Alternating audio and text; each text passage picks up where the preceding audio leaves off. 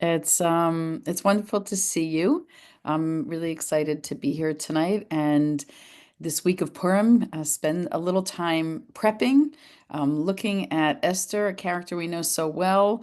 I'm gonna, by a show of hands, how many of you dressed up as Esther when you were little, or maybe even now? No? Any Esthers? Okay, we got a few Esthers. If you want to come in costume, we're down for that. We always like to have a good time at the Sacks-Herenstein Center. So what I wanted to do tonight is look at Esther in art and text and talk specifically about what I'm going to call a leadership threshold moment. So I am going to share, and when I share, please feel totally comfortable to jump in. And I might not see you because you're on my side screen, so please feel comfortable to jump in with comments and observations. So we're going to look at a painting, a really fascinating painting. And we're going to look at it within a particular lens and context. And particularly post October 7th, this text is resonant, redolent, painful.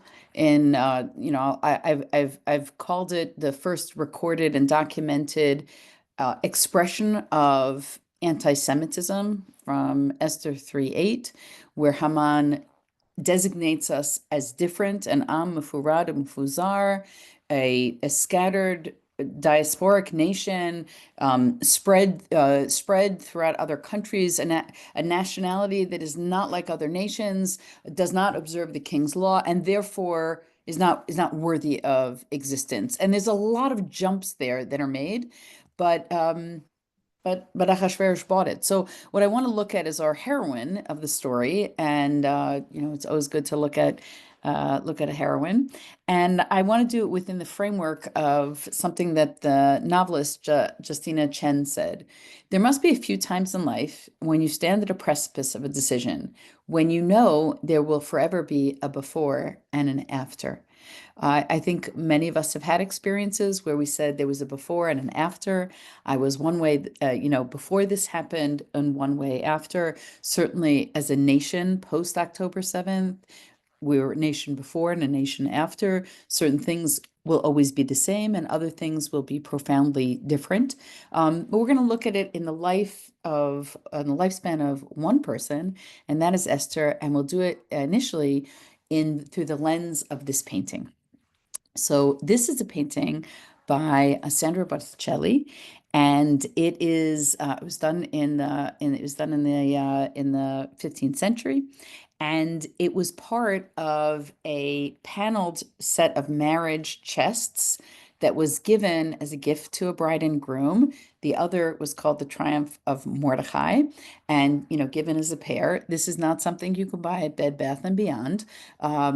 Alav Hashalom. I don't think that there is a Bed Bath and Beyond anymore. But when you think about the majesty of a gift like this, right? Getting these two beautiful, beautiful hand-painted chests, and they signified, maybe the bride actually, they signified this time of transition in a couple's life.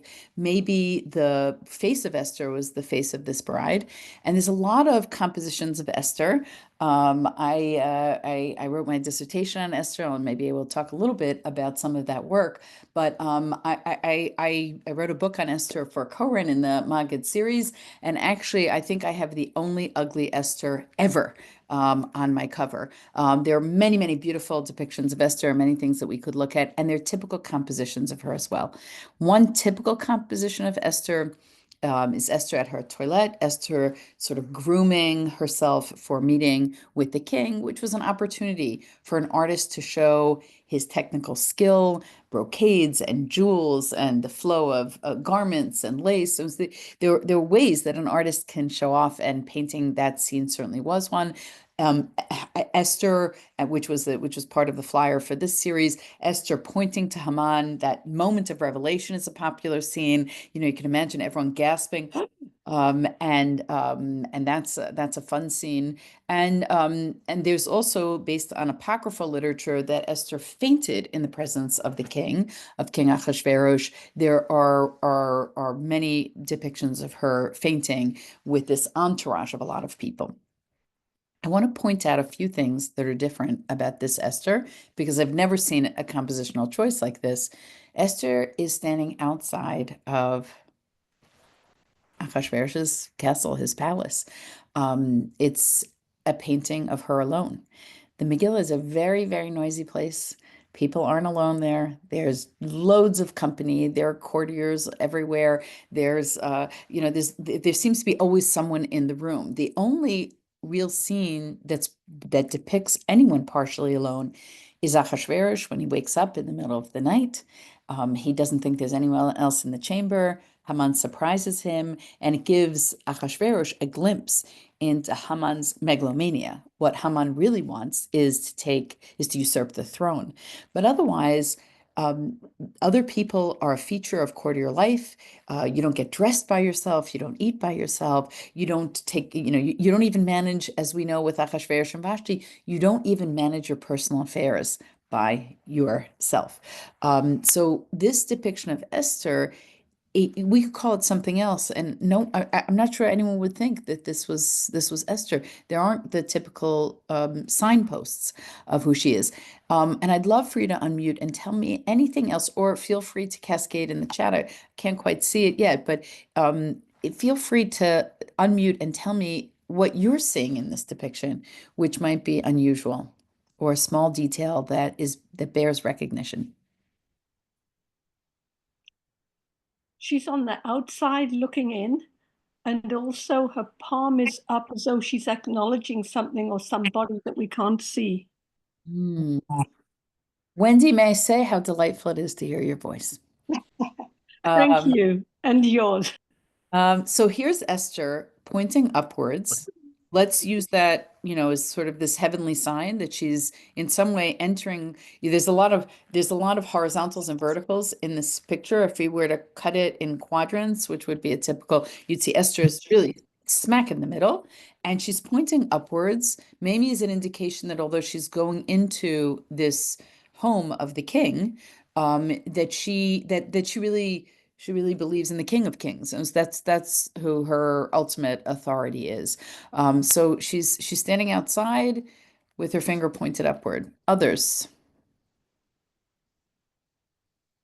any other observations? Erica, it's Jill. Oh, Jill, hello, hello.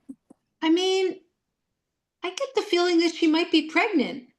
Yeah, it's interesting because I mean, she's taken as a betula, as a virgin. That's part of this very cruel pageant that the king has arranged. Is the artist suggesting something in the future? Certainly, if it was a gift for a marriage chest, it's almost as if there's that pushy relative at the wedding who says, I can't wait to see you in 9 months from now, right? So is there some kind of, a push there? But certainly the artist, I mean, the female figure also was, and female beauty was different then. Sometimes Right. we wish we could go back there, but we're not there now. So there is something May about. I just offer this? In relationship to the rest of the painting, the walls, her figure is almost larger than life. Yeah, Lily, thank you. I was waiting for someone to notice this oddity of perspective. She is larger than the walls. I mean, there's nothing proportionally that makes sense. It looks like she's going to go down slightly in order to enter the space, and it almost looks like she's going to touch her head on the lintel on the top of the door. She is larger than the space. Now, this could be simply the artist painting the background, or it could be a suggestion about the artist's reading of this story, that Esther had to be bold enough to be larger than her surroundings. That there's something about the willingness to sacrifice her own life for a cause that was much, much greater. And so, I want us to think about that as we're looking at this. And in fact, there's no pathway to the door. There's no gravel path or red carpet. She's just, walking there. And you can see in many biblical depictions, and that will be true for mythology or historical paintings, you can't put in a word blurb. You don't know exactly what she's saying. She almost, her mouth is partially open. It looks like she's speaking. Is she speaking to herself? Is she imagining a conversation with Mordecai? Is she speaking to God? Her feet actually are going in two different directions. Yeah, So actually, I was going to mention that because I also looked like, she lifted up her dress, and almost exposing her leg partially or her foot, for that time period is kind of, is it risque? Who a knows? little risque, or is maybe the artist wanted you to see that one foot looks like it's going straight to the door, and the other foot, and we're going to talk about this as it appears in the text, seems to sort of, take her back to where she came from. So you've got her holding on to her skirt. It's a sign of movement. She's moving into this space. There's no indication of what she's going to get on the other side. And yet there's some kind of anxiety. Notice there's also a shadow near her foot, so behind her. So she's actually coming out of this shadow into this space. And I want to talk a little bit about threshold and threshold moments. I'm going to do that by going a little further ahead to something that a friend of mine wrote, a book called Threshold, Sherry Hirsch. She wrote a book called Threshold Moments. I think she wrote another book. And the moment where you traverse a space, and we'll talk specifically about a door. We spend a lot of time traversing the hallways and crossing the thresholds, both in our homes and in our lives. Moments when we're in transition, those moments we're standing between the way we were accustomed to living and a new way of thinking, feeling, and being, moments when we're preparing to enter a new room to take the next step on the journey of our lives. And these moments can be disorienting and scary. So I want us to be in the mindset of Esther, an adolescent. We don't know how old she was, but let's say she was a young teenager, um, being taken. A lot of the traditional commentaries talk about the coercive aspect of her being forcibly taken from her uncle Mordecai, taken from her home, as were all of these young women, and scary and sometimes painful or even heartbreaking. So when I was writing on the Book of Esther, I read a number of scholarly articles that referenced what the likely scenario was. The king Ahasuerus had this pageant of sickly proportion. He would deflower these young women. They never went home again.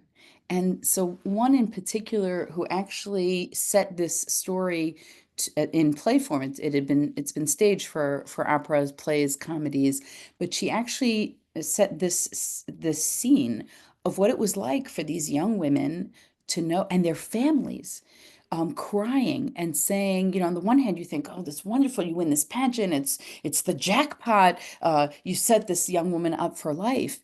But imagine if you're not the one, you're not going home. You're going to be stuck in some in the labyrinth. This isn't a Disney palace, sort of Germanic looking. It's Persian looking, which means it probably has rooms and rooms and rooms, and you get shunted off, possibly with your progeny, and you never get called again. Which is one of the reasons that Esther says, "I haven't been called in 30 days. Maybe I'm not going to be called.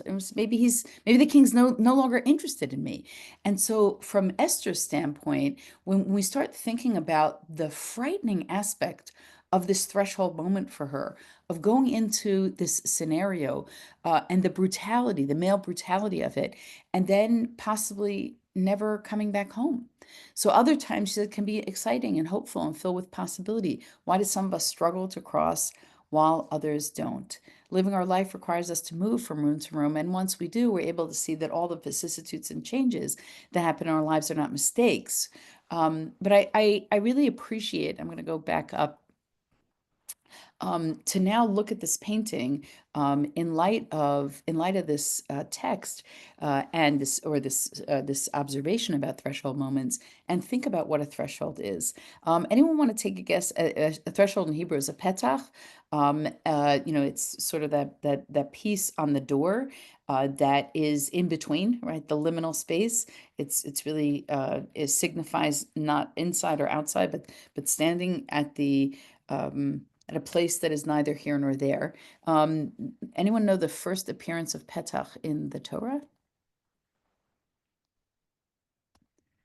First appearance of Petach in the Torah, Jeopardy for 400. So it's actually in the story of Cain and Abel. And Vayomer and God, Vayomer Hashem el Cain, Lama charalach velama naflu fanecha. God rejects Cain's sacrifice, his mincha, and he rejects Cain. He rejects Cain. And Cain is very, very upset about this. His face has fallen. He's obviously despondent. And God says, Halo im tetiv se'et vim lo tetiv lepetach chatat rovetz ve'lecha chukato vatatim shabo. He says, I want to explain something to you. We're going to talk about philosophy 101. If you do good, you'll be elevated. And if not, know something, that sin is going to crouch at the threshold. It is going to be sitting at the petach, and you'll desire it. You will desire it, but you can also overcome it. And so the threshold is a place that is also potentially menacing and risky. Something dangerous lies at the threshold, and you have to get to the other side of the threshold, which doesn't necessarily presage safety. You may be safe, but you may not be safe. So I want to think with you for a minute. I've been thinking a great deal about doors since October 7th. I'm going to stop the share for a minute. I don't know about you, but I think a lot about the doors that we've seen. Those doors where, if you remember when soldiers would come home and they'd always have a video of the door and they'd play the same Hebrew song, right? Do I have any recognition here of this? I could not personally get enough of these moments, right? People would, it's like I would watch them and I would cry, and they would watch it again and have the same reaction, where families were reunited. Certainly we've seen that with, when you're watching, that scene in the hospital where a hostage now is reunited with the family. So I just want to share with you, and I'm really happy to hear any of your thoughts on this, that you think to yourself, wait a minute, I should not be. This is too intimate a moment. I should not be. I feel voyeuristic here. Why am I watching this video? I really should turn off this video, because who am I to watch this family reunited? And who's videoing this in the first place? And who's releasing this to everybody?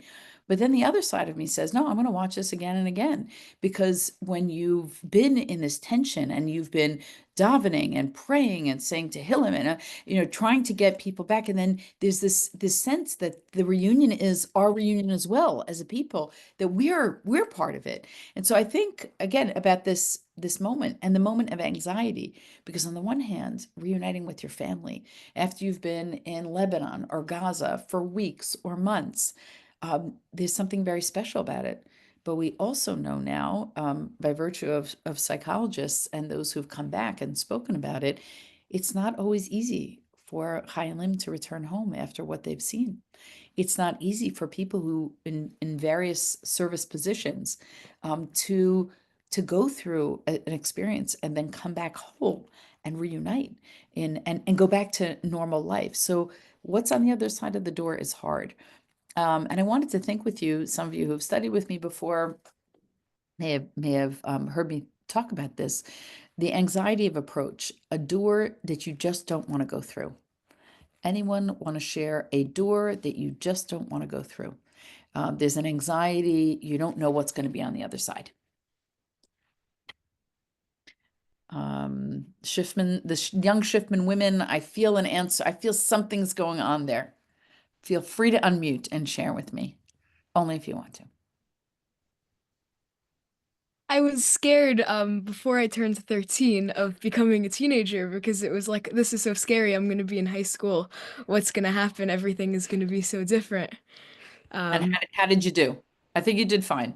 Hopefully. Hopefully. Okay. So that's interesting, like the door of a new age. Thank you very much for being brave and being our first. Anyone else? Sort of an anxious door, or a door, it doesn't even have to be anxious, but you're not really sure what you're going to get on the other side. So I have one. Please. I have a son in the U.S. Army, and then I Wow. have a son who is trying to join Lone Soldier IDF.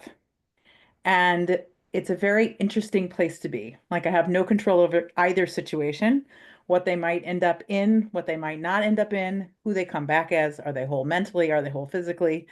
Um, and it's really a trust in Hashem game, right? Like when I looked at the picture that you had depicted there, all I kept thinking of when I first saw it, besides the distortion of the walls, was just this idea that she has a miserable, lonely, horrible life. Like at the end of the story, it's we're alive and she's sentenced to this horrible life. Like she's never getting out. She's always going to be here. She's given up everything and she's a Jew standing outside the city. Like it just like this is Shushan Purim in its best, and in its worst. And that's to me kind of like this threshold with my sons. There's nothing I can do about it. I'm proud of both of them that they want to protect and serve so that we can be free. But at the same time, it's also a door and a threshold I don't necessarily want to be on. Right. And I'm sure there's relief when they come home. But first of all, thank you for their service. And I think it's As we tell them, when somebody says that to them, their answer is, "You're worth it." Wow. It's the Wow. truth. I'm getting a little verklempt. Okay. That's very, very touching and very beautiful.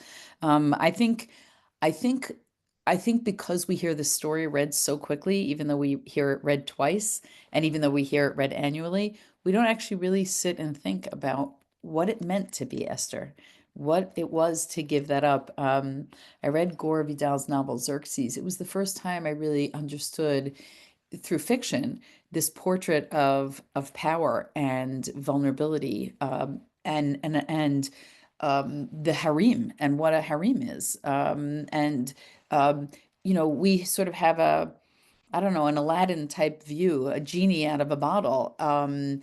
Our understanding of the Persian Empire, and it simply wasn't, simply wasn't that way. And I think the story is trying in many different ways to give us indicators of how difficult this time period really was. Just to get back to the door imagery for a moment, I think I'll just share some doors that people have shared with me. Um, you know, it could be the door to a Shiva home, where you're not quite sure what to say, or God forbid, the door to a funeral home. I think I see Zadie on this call. I just wanted to, if we can, to dedicate this year to your late wife, and we're still in the Shloshim period, so it's an honor to learn with you on this evening, and we think about Barbara Bela at this time. So there's the door to an interview, sitting in the waiting room and you've got to go through the door. There's the door of your first apartment that you go through. There's the door meeting your roommate in college for the first time, or a door when you're going into your bunk in camp and you don't know anybody, waiting in a waiting room for a prognosis, a diagnosis. There are times where we go through these doors and they're quite anxious for us. And I do want to think about what Judaism does at the door. We have a door ritual because we understand that people traverse these spaces, these liminal spaces, and they can be very painful, and we don't know what's on the other side. Maybe there's wonderful things on the other side. What we do is, and most doors are designed to go through by yourself. So if we look, for example, at our piece of art, no one else is going through that door with Esther, right? With Botticelli's Esther, she's going through alone.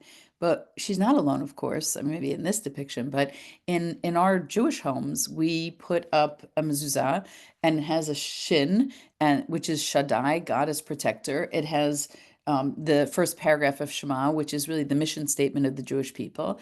And we basically say, you may think that you're alone, but you should know that HaKadosh Baruch Hu, God, is going through with you, and that the entirety of the Jewish mission, the Jewish people, is also standing with you in that liminal space. And it's something I think about a lot, especially in these days of fragility, what it means to actually never be alone. Certainly on a metaphysical plane, what it means to be with community.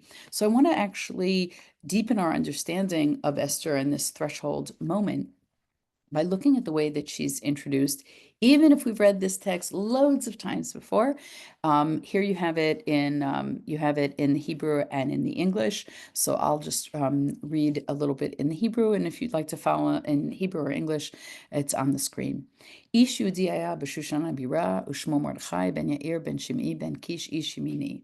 So we meet Mordechai with this very unusual introduction because we assume that he's not the only Jewish man in Shushan. In fact, we know there are many Jewish people in Shushan, and yet he's introduced as if Ke'ilu, as we say in Hebrew, he's the only one who ideologically perhaps aligns with his people. In fact, we open up the Megillah in a way that we don't open up any other biblical book, which is in the royal home of a non-Jew. We are in Achashverosh's palace, and we open up at this really extravagant, excessive party that lasts 180 days, and then there's a 7-day garden party if that's not enough, the men party and the women party, and actually one of the questions I asked when I was studying this, and it just seems so obvious, but I had never thought about it when I was a student and listening to this book, is what about the governance of Shushan while everyone is partying for half a year? What is happening in this place? He's been on the throne, Achashverosh, for 3 years, and yet there's the drunkenness, there's the opulence. We reserve all opulence in the Tanakh for the Mishkan and for the Mikdash, the portable sanctuary, and then the Holy Temple. We don't glorify other sort of material excesses, and yet here we have a sense that everyone is absorbed in some way, assimilated into this environment, but there is one person who's not. And then Mordechai is introduced with this genealogical background that is typical for us in a biblical book, is to introduce him. And here he's a member of Saul's household, so he has royal stock. Ish Yemini, he's a Benjamite, but of course Yemin, the right, is also a sign of strength, to lead from the right. And Asher Haglam Yerushalayim im Agola Asher Glata im Yechonia Melech Yudah Asher Hagla Nebuchadnezzar Melech Bavel.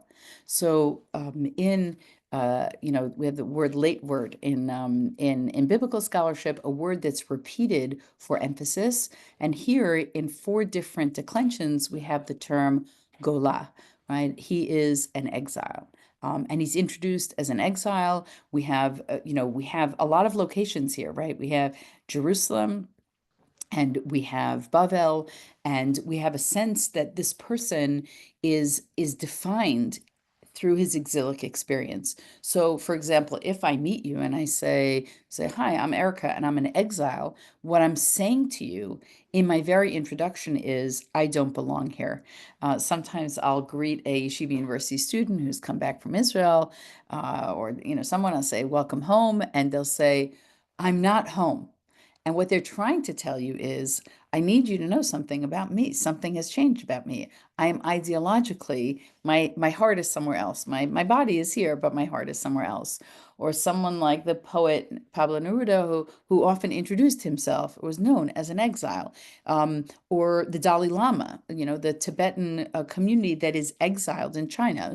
People who, in fact, actually, for those of you who haven't read it, The Jew and the Lotus is a really remarkable book about the Dalai Lama, asking a group of Jewish ambassadors, effectively, to come and explain how is it that the Jews have been so successful in exile, so that he could teach his community. His community could learn how to thrive in a state of exile. So you're looking at this story, and this character, the character who's going to change everything. He'll be introduced here by the end of chapter 2. He will, and we'll talk about that momentarily. He will foil an assassination plot against Achashverosh, and the way in which he foils it has a lot to do with this sense of his being a person of exile.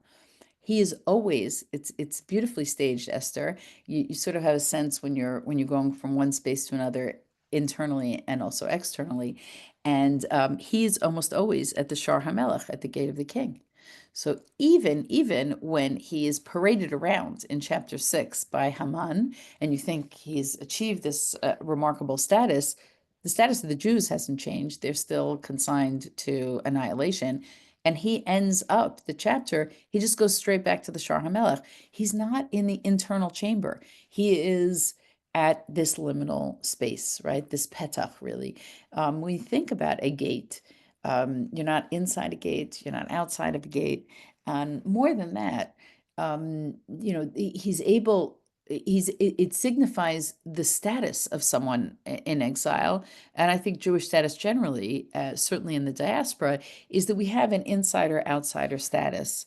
I think a lot of us since October 7th have felt the outsider status quite acutely. Do I belong here? Do I belong on this campus? Do I belong in this neighborhood? Do I belong somewhere where I'm made to feel less than, or I don't deserve it, or go back to where you're coming from, or you can't go back because that's not a safe place for you? So there is this sense that we all are participant observers in communities, diaspora communities. We're at the Shar, at the King's Shar. For us in particular, the comfort of being protected by the king was put into, is put into jeopardy.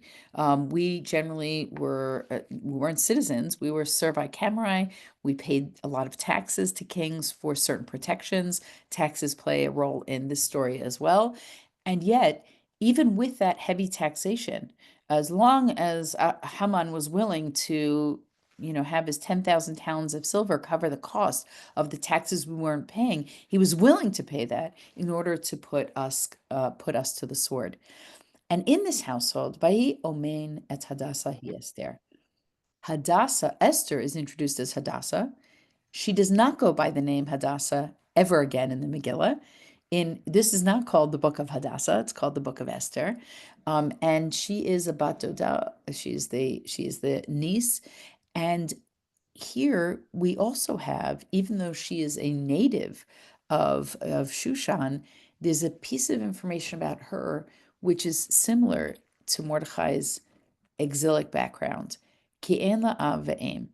She does not have a father and a mother. And in case this wasn't apparent, because it's stated, it says, Ve'nara yafat to'ar v'tovat mareh, and we'll talk about it in a second, uvamot avia ve'ima. I'm sorry, there's Lakha Mordechai lo labat. There's a little bit of Hebrew problem. I see. Sorry, I should have used the PDF. But anyway, she again, it's said uvamot avi ima. When her parents died, Mordechai took her as a ward. So we meet her, and twice we're told in the introductory sentence about her that she has no parents. Does anyone want to talk a little bit about the theme of no parents in Tanakh, or a long separation in Tanakh from between a child and a parent that leads to leadership? You can identify individuals like this. You can share why this seems to be a theme. It's a theme in literature as well, whether you're reading, I don't know, the Boxcar Children or Grimm's Fairy Tales or Harry Potter. The separation from parents means something significant. Anyone want to unmute and discuss? Just to bring up Yosef. Right. Joseph, separate from his, thrown in a pit, separated from his family for 2 decades or so, right? I think 17 years exactly, but he's separated from his family, and the stories are comparable, and they're compared in a lot of scholarship as well. In addition to the Midrash, the idea that she is Yifat Toar v'Tovat Mareh, adjectives that are used to describe Rachel's beauty and Joseph's beauty. Anything else about? How about Abraham? How about Abraham? Thank you, He's Zadie. separated from his family. He's separated from his father, from Terach, and there's a sense that the commandedness, you will not become a nation unless you can, right, leave your parental home, leave that, and go to a new homeland. Jacob is separated, right? When he goes to Lavan's house for an extended period of time. Moshe Moshe. put in a basket, right? And put down the Nile.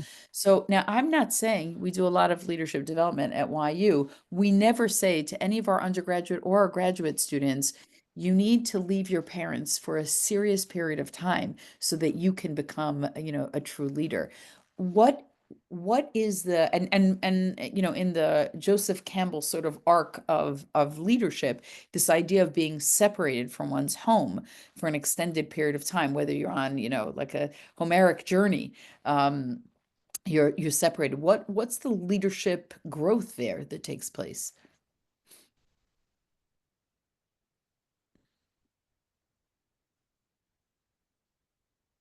Um, like when like all the great people they don't have any parents and it helps them like grow, be able to like cope with stuff by themselves and not rely on other people, and it helps them. Yeah, beautiful insight. You don't have anyone to turn to, right? You have to be resourceful. You have to have self-reliance. You can't count on someone else to do this for you. And so you grow up very quickly. In fact, I'll say something else. When you don't have parents, you can take risks that you wouldn't take, right? I grew up in a different climate. We didn't have any phones, right? So we went away for hours. Our parents had no idea where we were. I'm not always sure that they were, necessarily interested. I think there was like a certain benign neglect, but that was part of parenting in my generation. Today, we're in touch with our children via cell phone all the time, and I wonder if kids today take fewer risks because they're aware of their parents' concerns, worries, and other, and other ways in which not that parents hold back, but that we show our understandable concern. And here in this sort of vacuum of parents, which she obviously has Mordechai, but there's a sense of what is she losing? She can get absorbed in another household. There's no mention of siblings. There's no, it's not clear to us from this text that she has brothers or sisters. If she does, they're not known to us. So we have this pair, and each of them is really missing something. For Mordechai, there's this huge absence of country. For Esther, there's this huge absence of home, of a family, the nuclear family, and that'll play an important role in Mordecai's challenge to her later. Excuse me, would Yes. you mind if I just say Ruth? Because Ruth left her parents to Yeah. become an Israel, to become an Israelite and worship God. I mean, that was a pretty brave act. That was very brave. And I have to say, as someone who has the privilege on occasion of teaching people in the process of Geirut, of conversion, I'm always so deeply moved by the sacrifices that converts make to join our faith and our community, and sometimes to feel that they're not always as welcome as we need to make them, right? These are people who, for an extended period of time, separate themselves from their parents. They make, these enormous decisions. So Ruth, certainly from a biblical perspective, and one could even say that Naomi on some level, right? She leaves everything about the known world, her known world, and her world really shrinks. She loses husband, children, and then has to redefine herself, v'takamhi, and she gets up in verse 6 of chapter 1 to remake her life. So this is the world that we enter, that the Megillah wants us to sort of slow down and take in the backgrounds of these two figures, and why those backgrounds will be particularly important in inspiring them to create a home. I want to share with you an observation that the philosopher Martin Buber makes in his book on Moshe. I'm not going to say it the way that he said it, but he talks about the fact, you read the story, we're in these stories, and, we're reading these complaints, and the complaints don't stop, and they just take us all the way to the end of Moshe's life in many ways.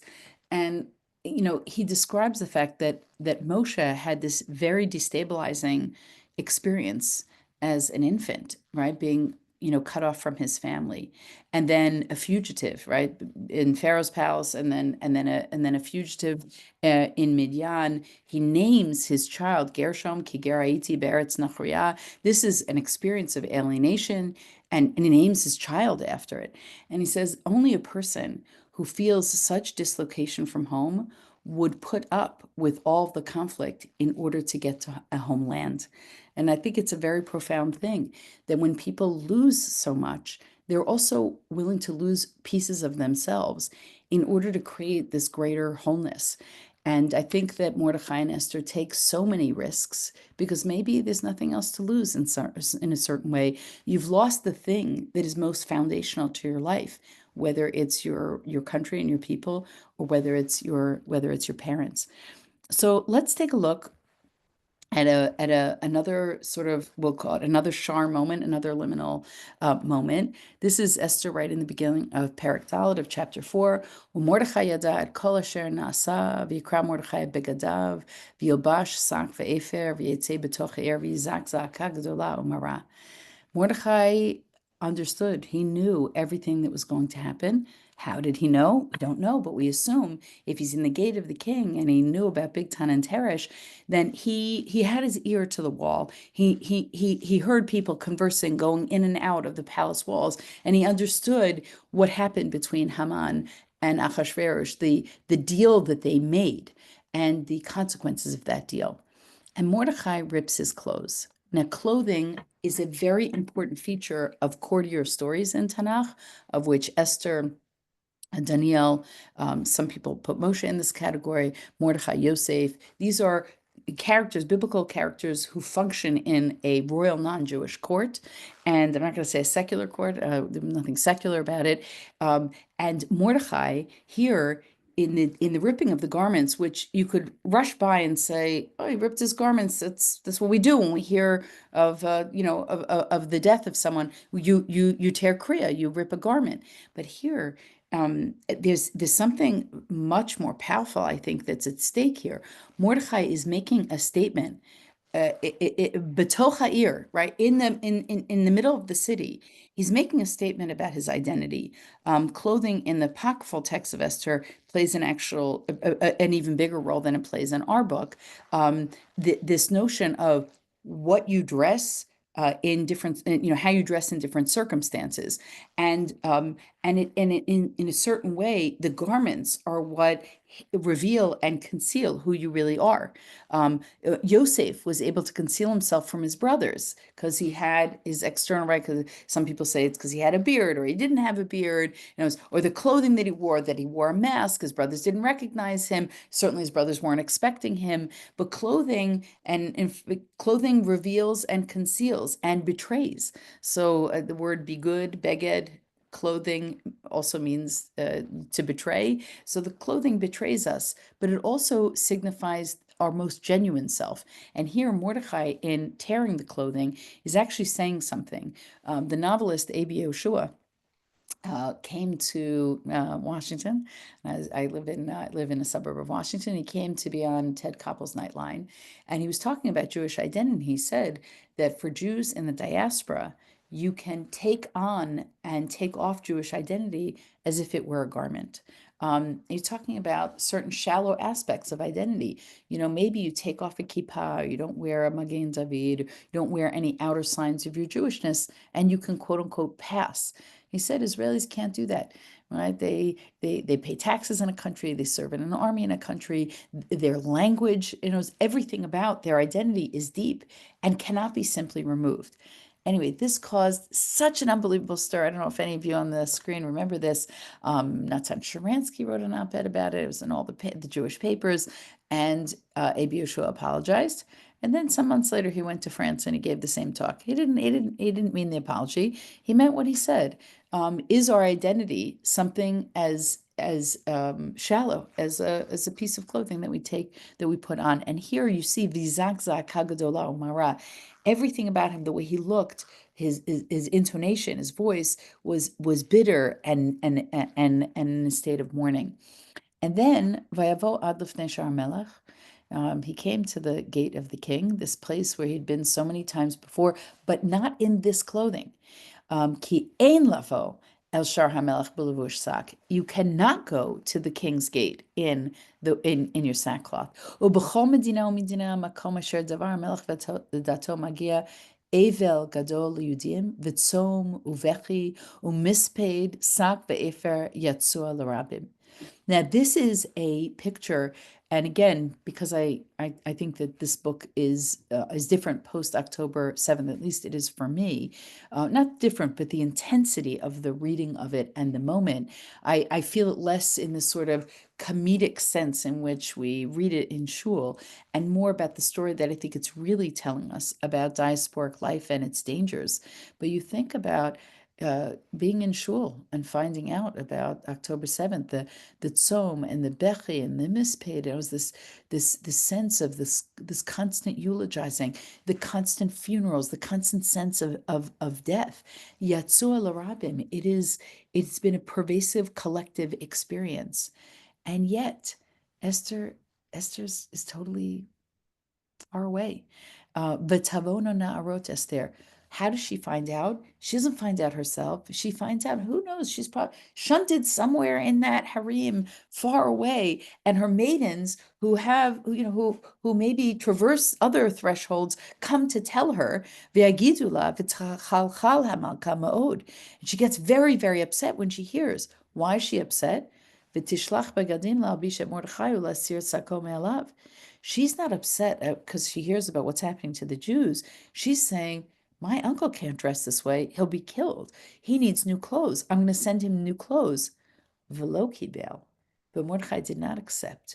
And it was Mordechai understood from the depths of his being that his life was in danger, that her life was also in danger, and that she had really no idea. And, we talk about being in the ivory tower or people who are separate, they sort of live a walled off existence. We use that term, and certainly we think about walled cities when we think about Shushan. This idea of walling yourself off from what everyone else is experiencing. You're not reading it, you're not thinking about it. There's no ripping of clothing. There's only the giving of this external layer that Mordechai rejects. And then he says to her, because this is going to be really her threshold moment, at least, Botticelli has his threshold moment for Esther. We have a slightly different one. V'tomer Esther l'chatach v'tzitzavei Mordechai kol avdei hamelech v'am medinon hamelech yodim asher kol ish v'isha asher yavo el hamelech el chatzer. Okay, so you're getting the picture. I run out of breath saying this verse. I thought that this verse was the longest one in the Megillah because it's so hard to say it all. I can't, you can't say it all in one breath. But in actual, there's two, but this one long one, it's actually really not it's not. I think it might be the second longest verse. When she is making an excuse, I can't go to the king. Because, in the king's world, there are all of these bureaucratic rules and protocols. And if he doesn't call you into the inner sanctum, his chambers, I can't go. And it's actually been 30 days. And it's actually, again, another interesting aspect of the pageantry and this, and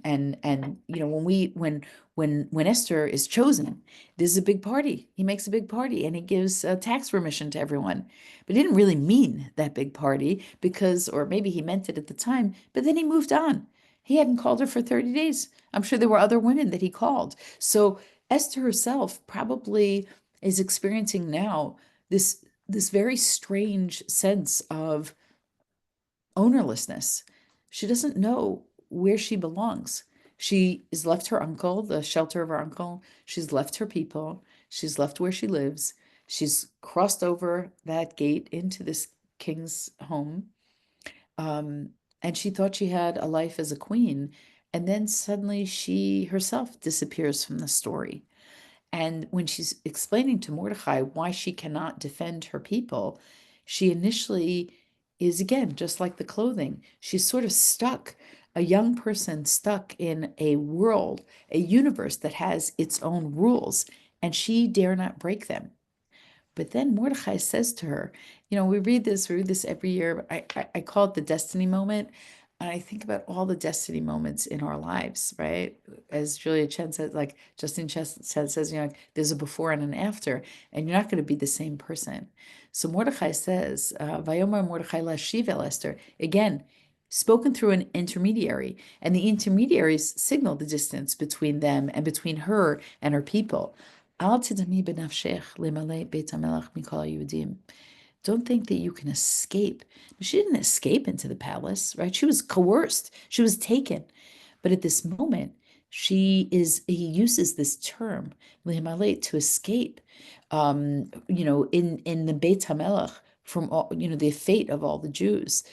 Sometimes people think, oh, if I hide, if I don't show signs of belonging, I won't be consigned to this fate. Didn't work in Germany. It's not working on college campuses today. You can't escape your identity. So if you can't escape your identity, you should own your identity. As Rabbi Sacks so often said, non-Jews respect Jews who respect Judaism. And he says, "Ki'im techarishi be'et hazot, revach v'atzala yamod layudim mimakom acher." So the first thing he says to her is, you will experience the same fate. So you can die now, or you can die later, and possibly you could do something that will enable all of us to live. And then he says, if you remain silent, silence is a choice. Silence is a choice in this story. If you remain silent in this moment, and he contrasts, I think, Beit Hazot, this moment, with Revach V'Hatzalah, the sense of eternal salvation and existence that Jews enjoy. What he doesn't say, which is something maybe I would have said if I were Mordechai, if you don't do this, no one else can save us. But he is very clever and strategic. He doesn't say no one else can save us. He says, we are going to be saved. I need you to know something about the Jewish people. And I feel like we could give this speech to many, many different people today. I want you to know something about the Jewish people. We are still going to be here. Empires come and empires go. We are still here. And he says to Esther, do you want to be an actress on this stage of world history? Do you want to be in our history books? Do you want to be known for your salvific powers? Or are you simply the beauty queen, alive and die and disappear forever? And then he says something which on the face of it sounds cruel. At uvet avich tovedu. You and your father's house will perish. Her father's already dead. We've established twice in the verse where she's introduced that she does not have a father. So is he saying something about her immediate familiar circumstance? Or is he saying something about the household that she's from? She's the blood of Saul.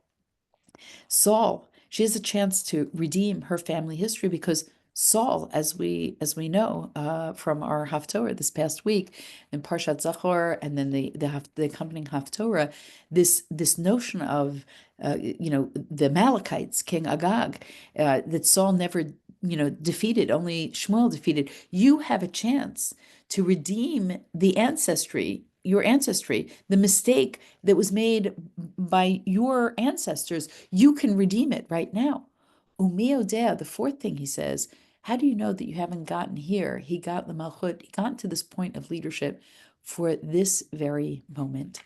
And then Esther does what she says, Kasher avadati avadati, you've convinced me. And the way that she says yes to her task isn't simply a yes. It's something that's much more profound than that. She says, I understand that my life is small compared to the life of my people. Kasher avadati avadati. If I die, I die. It will be, my death will be worth something. I can't remember who said, find a cause to die for and live for it. I think there's something very profound about that. And let's look at this moment that she's been so anxious. She called everyone to fast. She called her maidens to fast for 3 days. She fasted for 3 days, and then she has her community fast for 3 days.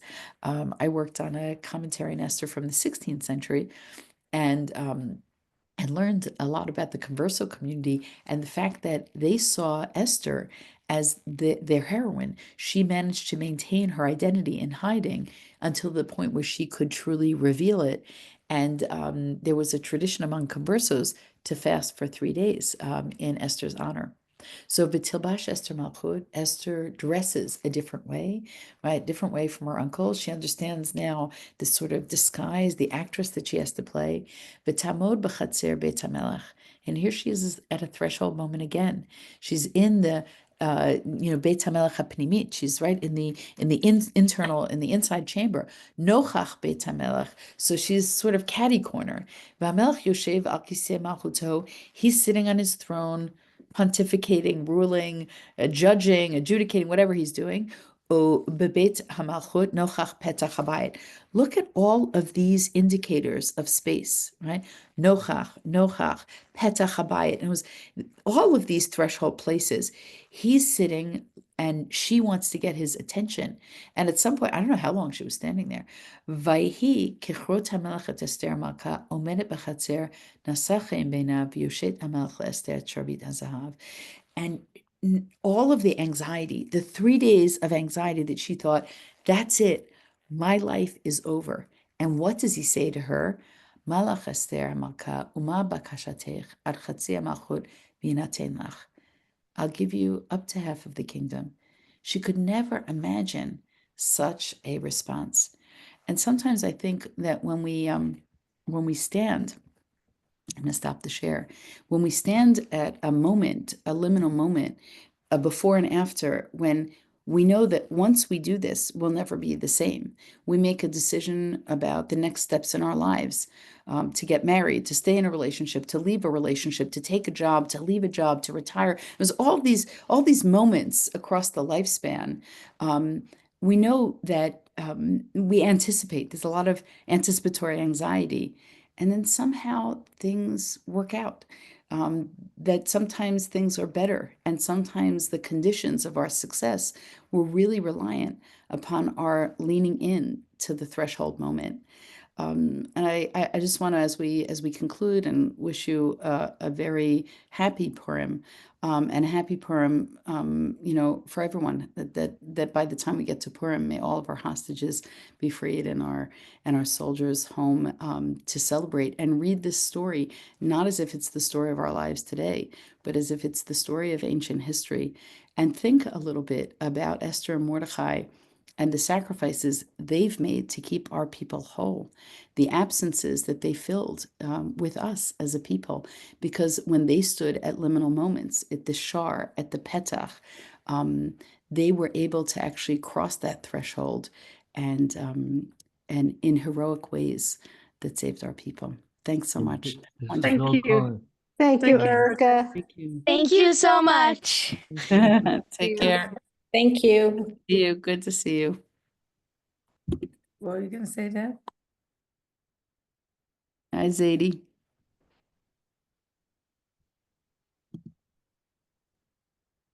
It's great to see all of you. Lila Tov. Lila Tov.